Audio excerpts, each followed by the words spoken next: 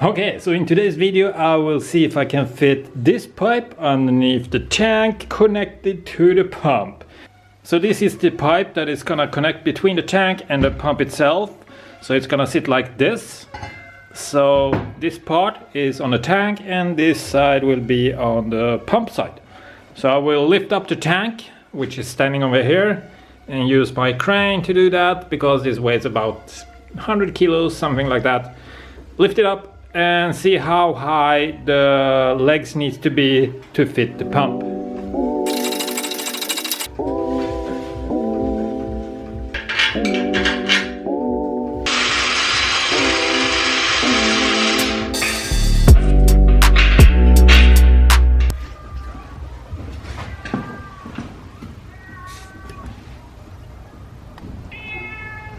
Kom in då.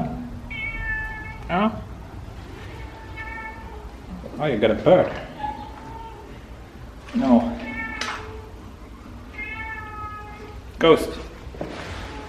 What do you got? No. You ain't coming in here. This is the hard nature of having a cat.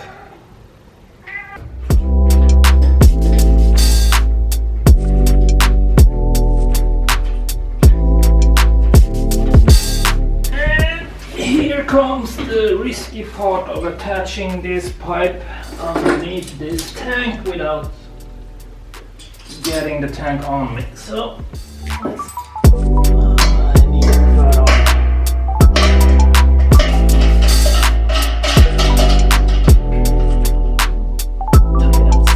So the goal is to line up this fitting with that fitting.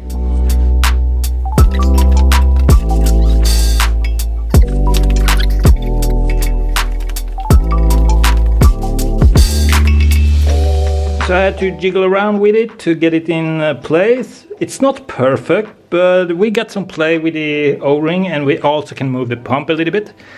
So, but this is in the tolerance of the fitting and I'm happy with it. Okie dokie, so I have been staring at this thing for a couple of minutes now, and as you can see, there is a lot of play between the legs of the tank and the ground itself. And the first plan was to put some kind of a pallet or a cradle underneath the tank so it can rest on that. But then I realized we don't really have any measuring unit inside the tank, so we can't measure the level of liquid or how much liquid we have inside the tank. And to do that, we can either build a level sensor, put inside the tank, but that is a lot of work, or measure the weight of the tank with the fuel inside, and then we know how much we have. But we can't do that with a cradle underneath it. And I just realized that we have the entire setup in front of my eyes. As you can see, the pump is connected to the tank is hanging in the crane, and as you remember for a couple of videos ago, I measured the weight of the fuel tanks on the rockets. Then I just put a load cell on the top of this. We can basically do the same thing over here. The tank is steady because of the pipe, and we can just put the load cell on the top of the tank and measure how much liquid we are pouring into the tank. So yeah, this is the new setup that we will try to use in the first run of this test. Alright guys, that was me testing the piping between the fuel tank and the pump. The only thing I have to do now is to fix up some electronic stuff before we are doing the calibration test with the water. The reason why we are testing with water first before liquid oxygen is we don't really trust this pump for the moment because it's a new thing, and we don't really know how it's going to behave in the first run.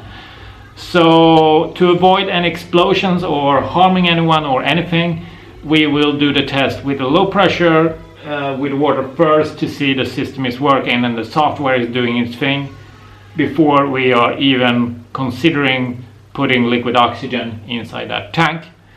But when that is done and we are feeling comfortable with the system and the testing, we will go out and fill this thing up with liquid oxygen and have some fun.